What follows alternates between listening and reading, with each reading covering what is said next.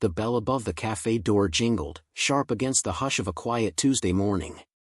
But as James stepped in, the soft hum of conversation froze mid-sentence. Heads turned. Coffee cups paused in midair. The young waitress behind the counter blinked, her polite smile faltering. "You don't belong here," said a man from a booth near the window. His voice was low, but it struck like a slap. James halted. His boots creaked on the polished floor. The warmth from outside clung to his jacket, but the cold in the room seeped straight into his bones. This wasn't new. Not really. For the past 5 months, since he moved into the small coastal town of Westport, this kind of thing had followed him like a shadow.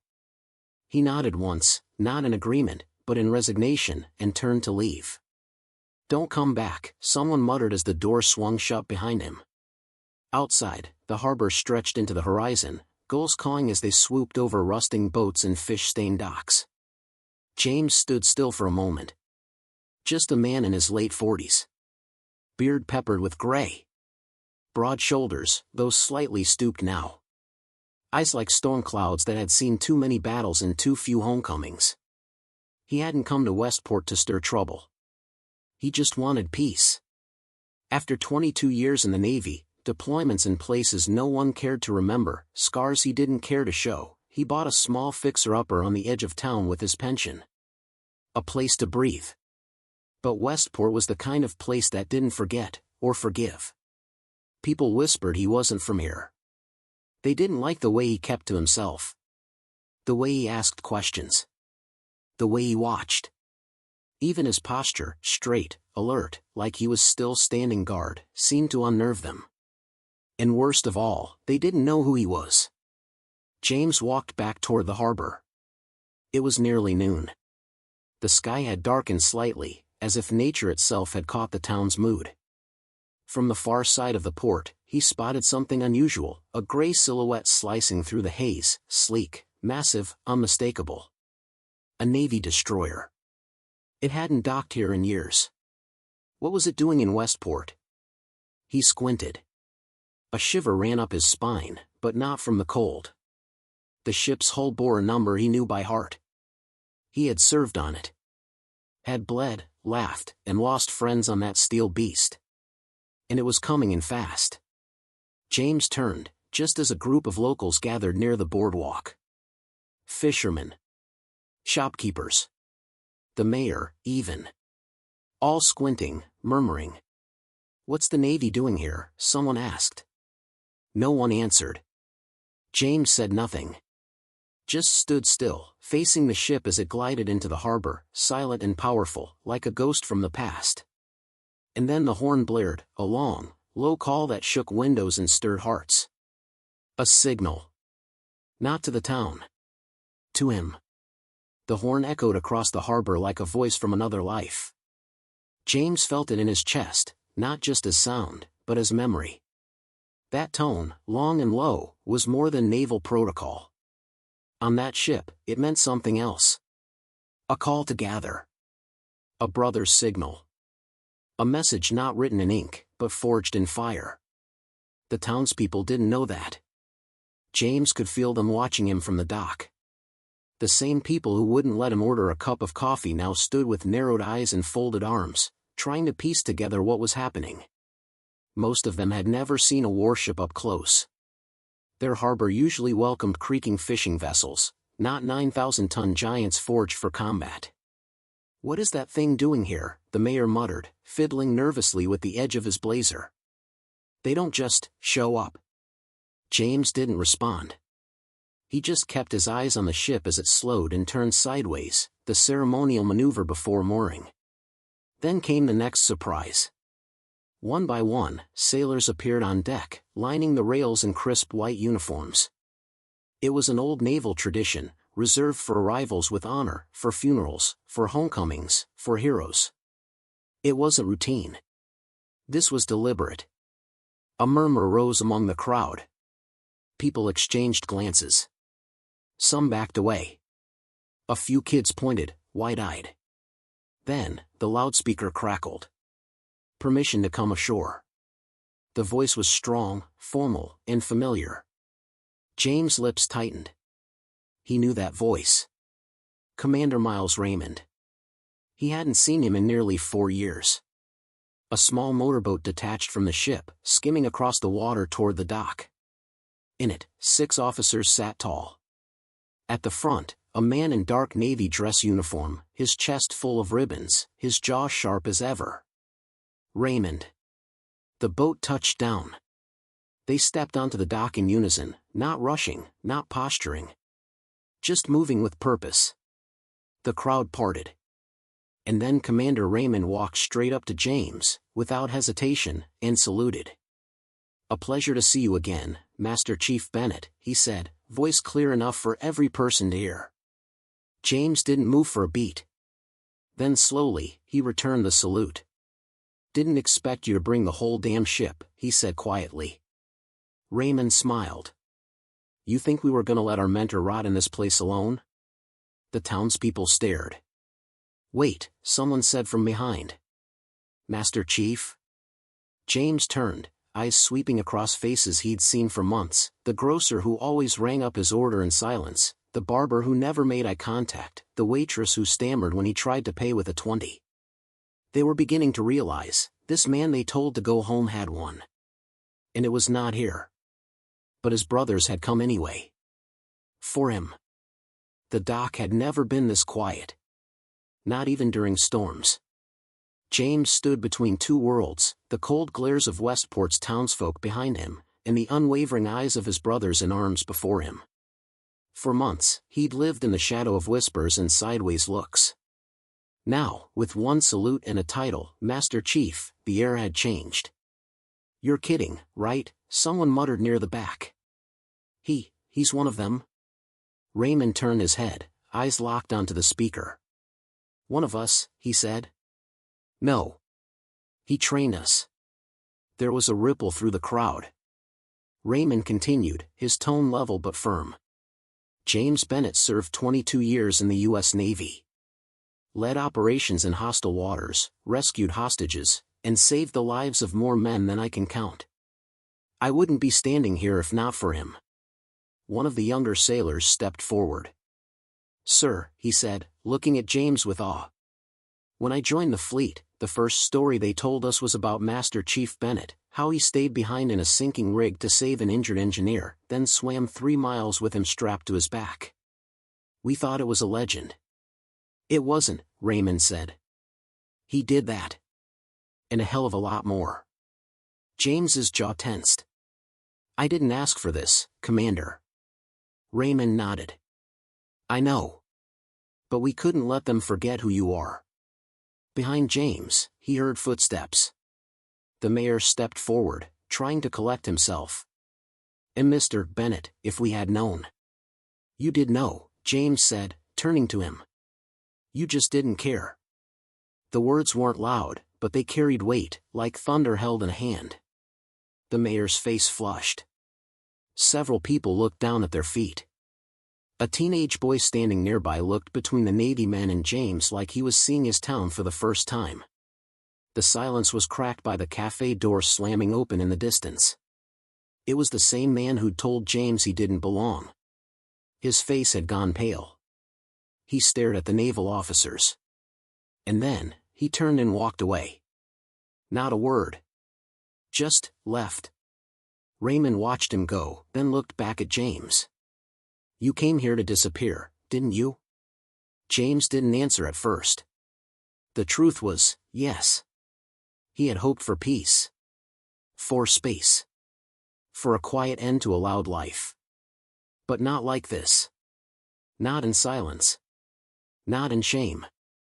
"I just wanted a place to exist," he said. "Didn't need applause. Didn't want trouble. Just a corner to call mine." Raymond placed a hand on his shoulder. "You earn more than a corner." At that moment, the ship behind them sounded a second horn, short, proud, and unmistakably symbolic. A call of respect. And recognition. And behind James, the town that had judged him now stood in stillness, no longer certain who they were looking at. But starting to wonder who they had ignored. That night, the town didn't sleep. Not really. The destroyer stood in the harbor like a monument, lights aglow, a quiet symbol of power and respect. Its presence was impossible to ignore. Children asked questions their parents didn't know how to answer. Teenagers Googled the name Master Chief James Bennett. And grown men who had once grumbled at the sight of James at the grocery store now stared at their ceilings, wondering what else they had gotten wrong. Meanwhile, James sat alone on his back porch, a black mug cooling in his hand, untouched. He stared at the stars. They always seemed brighter at sea. There was a knock. He didn't move. Doors open. Commander Raymond stepped inside. No uniform this time. Just jeans, a gray hoodie, and a familiarity that settled like a blanket. "Still drink it black?" he asked, lifting a second mug. James gave a tired smile. "Always." They sat in silence for a while, letting the night do most of the talking. Then Raymond said, "Why didn't you tell anyone?" James didn't answer right away. His fingers traced the rim of his mug. What would have changed? They saw an outsider. A quiet man. Didn't matter if I'd saved 1,000 people or lived under a bridge. I wasn't them. Raymond nodded. You were never good at explaining yourself. Didn't think I had to, James said. Didn't want a parade. Just a warm cup of coffee and a neighbor who didn't flinch when I said hello. Raymond looked out over the dark harbor. They're starting to understand. James raised an eyebrow. Are they? Raymond grinned. Well, tomorrow might help. James turned sharply. What's tomorrow? Raymond just sipped his coffee. The next morning, it began. The town woke to the sound of marching boots. Not in formation, in purpose. Over a dozen sailors, including Raymond, walked through Westport's narrow streets. Not as invaders, but as visitors. In uniform. Calm. Kind. They spoke to shopkeepers. Thanked old fishermen for their service to the sea. They bought pastries from the bakery and complimented the school's mural. But most of all, they spoke about James. Openly. Proudly. Without exaggeration. Saved my life twice, said one officer to a young girl at the candy store. Not just mine. My kid's father is home because of him. He wrote the manual we trained on, said another at the library. We used to joke that Bennett was the Navy.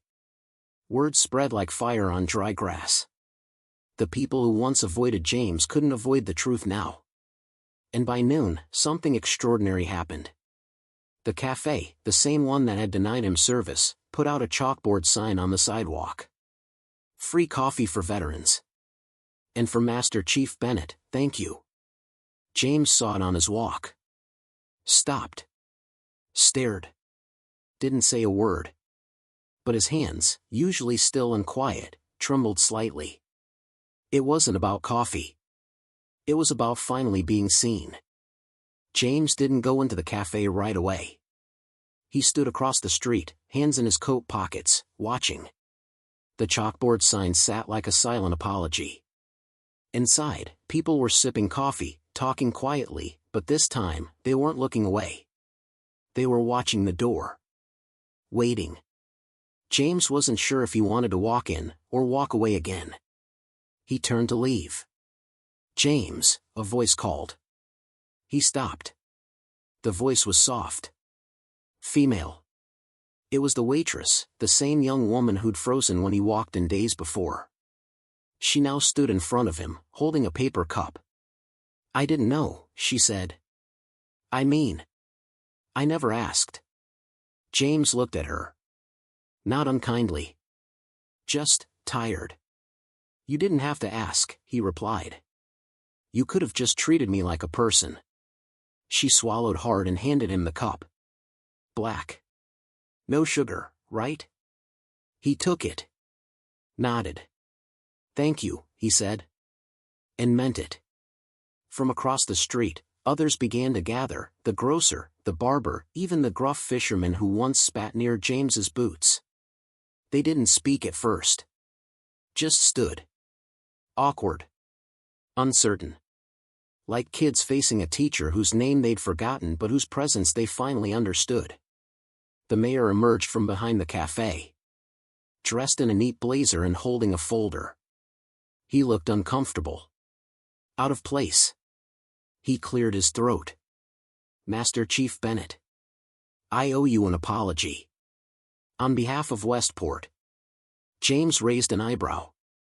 "You rehearsed that?" The mayor's ears turned pink. "Yes," he admitted. "Twice." Someone in the crowd chuckled. The tension cracked a little. The mayor opened the folder and held up a document. "We've voted to make July 13th an official town holiday, Veterans Honor Day. In recognition of all who served. And in particular, you." James blinked. He didn't move. Didn't reach for the paper. But something in him shifted, a quiet surrender. Not to ego, but to acceptance. The mayor stepped closer. "There's one more thing." He gestured toward the harbor. James turned. There, walking slowly toward him, was an older woman. Frail, in her 70s. Wrapped in a shawl. Behind her, a younger man pushed her wheelchair in case she tired. James squinted. Then froze. The woman smiled. "Hello, James." It was Mrs. Loring. The mother of Petty Officer David Loring. The kid James had pulled out of a burning corridor off the South China Sea. The same one who hadn't made it home. He hadn't seen her in 15 years. "I heard the ship was coming," she said softly. "I never expected to see you." James swallowed hard. "I'm sorry," he said, voice breaking. "I promised I'd bring him back." She reached out, touching his hand. "You did," she said.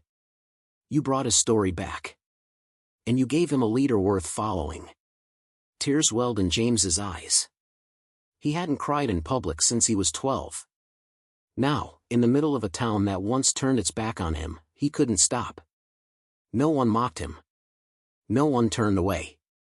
They stood with him, silent, present. Together. The next morning, Westport didn't look the same. There were flags on the pier. Children ran around with paper sailor hats made in school. And where silence once followed James like a shadow, now there were waves of greetings. "Morning, Chief. Good to see you, sir. Glad you're here." Simple words.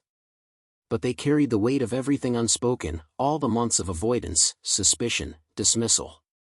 Now replaced with respect. Or, at the very least, the attempt at it. The destroyer remained docked. It was the talk of every local paper and radio show. Photos of the crew walking through town, shaking hands, and telling stories of their legend were everywhere. And James? He couldn't go 5 feet without someone stopping him. He handled it with grace, or tried to. But when the postman nearly saluted and tripped over a bike rack, James ducked into the nearest alley to breathe. He wasn't used to attention. He never craved it. He just wanted to matter. Quietly. That's when Raymond found him again. "You okay?" the commander asked, leaning against the wall beside him. James chuckled, wiping his forehead. "You guys turned this place upside down." Raymond grinned. "That's kind of our specialty." They stood in silence for a minute. Then Raymond asked, "What are you thinking?" James paused. "That I came here to disappear, and now I can't walk to the hardware store without a standing ovation." Raymond nodded. "They finally see you." James looked at him. "But will they remember?" Raymond's face turned serious. "They will. Because we're not leaving just yet." James frowned. "What do you mean?" Raymond reached into his coat and pulled out a folded paper. "We filed a formal request with Fleet Command last month. Westport's harbor is a perfect midpoint for coastal drills and emergency aid training. This town's going to be a regular stop now." James stared. "You plan this?" Raymond gave a half-smile. "We'd been talking about it. But when we heard what was happening to you here, we moved faster." James let out a breath. So this wasn't just a visit. Raymond shook his head. No, Chief. This is a beginning. Later that day, a ceremony was held on the pier. Not large. Not flashy. But meaningful. Raymond spoke. Others did too. Even the mayor, who, despite stumbling over naval acronyms, managed a heartfelt speech. Children handed James a drawing, a picture of a Navy ship, a smiling man with a white beard, and the words, "Thank you for keeping us safe." James looked at it longer than he meant to. Then, when asked if he wanted to say a few words, he walked to the front, cleared his throat, and said, "I thought I was alone." He paused. "But turns out, I just needed time. And you needed truth." He looked out at the faces, some familiar, some still unsure, and added, "Thank you for giving it to me." There was no applause at first. Just stillness. Then, slowly, one by one, hands came together. Claps grew. Tears shimmered. And behind him, every sailor stood at attention. Not because they had to, but because they wanted to. For their chief. That evening, long after the ceremony ended and the crowd had thinned, James sat alone at the edge of the dock. No uniform. No speeches. No flags waving in the wind. Just the low murmur of the harbor, the scent of salt water in the air, and his old boots dangling over the water's edge, their soles worn smooth by decades of service. The dock beneath him creaked softly, old wood, like him, weathered but still holding. The sky above was turning navy blue, the last ribbons of orange fading behind the hills. The destroyer loomed in the distance, silhouetted against the quiet glow of Westport's harbor lights. It would leave in the morning. He knew that. The sailors would return to their duties, some headed to other ports, some to reunions, others to more missions in a world that never truly paused. Commander Raymond would be back at sea, leading the next generation, just as James had led his. In Westport? It would settle again. Not into the town it was before. But into something different. Something touched. Something changed. James didn't need to tell anyone what that change meant. He could feel it. In the way people had looked at him during the ceremony. Not with pity. Not with fear. With understanding. For the first time since he'd moved here, he felt seen. Behind him, footsteps tapped gently on the wood. He didn't turn. Just listened. They were light. Hesitant. "Evening," James said quietly. The steps stopped. Then came a small voice, unsure, but steady. I have something for you." James turned. It was the boy from the candy shop. 10, maybe 11. The one who'd stood near the Navy officers earlier, wide-eyed and curious. He wore a baseball cap 2 sizes too big, nearly falling over his ears. In his hand, a folded piece of paper, crumpled at the corners from how tightly he'd gripped it. He held it out. James took it gently, like it might blow away in the breeze. It was a letter. Written in crooked, careful handwriting. "Dear Mr. Bennett. My grandpa was in the Navy too. He died before I was born, but my mom says he was brave. I think you're brave too. Thank you for protecting people. I want to be like you when I grow up. Your friend. Leo." James stared at the letter for a long moment. His hands, so steady in chaos, trembled just slightly. He didn't speak. Couldn't. He folded the letter with the care of a man holding a flag at a funeral. Then slipped it inside his jacket pocket, close to his chest. "Thanks, Leo," he finally whispered. Leo hesitated, then sat beside him. Their feet swung above the water. The boy didn't say another word. And maybe he didn't need to. They sat there together, a veteran and a child. The past and the future. Linked by something neither could quite explain. They watched the destroyer. The lights on the ship twinkled like stars, reflected in the black water. From time to time, the hull let out a long metallic groan, not of stress, but of preparation. It was the sound of a sleeping giant turning over in its bed, getting ready to move. After a while, Leo stood. "I gotta go," he said softly. James nodded. "Get home safe." And the boy did. But James stayed. He didn't look at the time. Didn't check his phone. Didn't need anything but the rhythm of the sea and the steady breath of the wind. He listened to the faint hum of the ship's engines and watched the ripples gently brushing the dock posts like they were whispering goodbye. And for the first time in years, he smiled. Not the kind of smile people were to be polite. Not the tight-lipped, practiced expression of a man who'd seen too much and said too little. This smile came from somewhere deeper. It wasn't pride. It was peace. He had come to Westport expecting solitude, maybe even obscurity. He never sought a parade. He never asked to be remembered.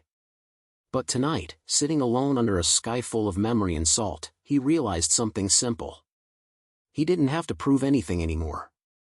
They knew. They finally knew. Who he was. What he'd done.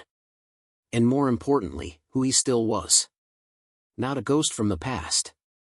Not a threat to their way of life. Not a stranger. But a man with a name. A story. A legacy.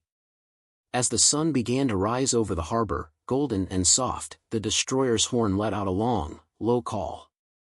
The sound rolled over the town like thunder wrapped in velvet, strong, solemn, final. It wasn't a farewell. It was a salute. To him. To what he stood for. To what they now understood. The townspeople stepped out of their homes one by one, drawn to the sound. Pajamas, robes, tired eyes blinking in the light. No one spoke. They just gathered near the dock, shoulder to shoulder.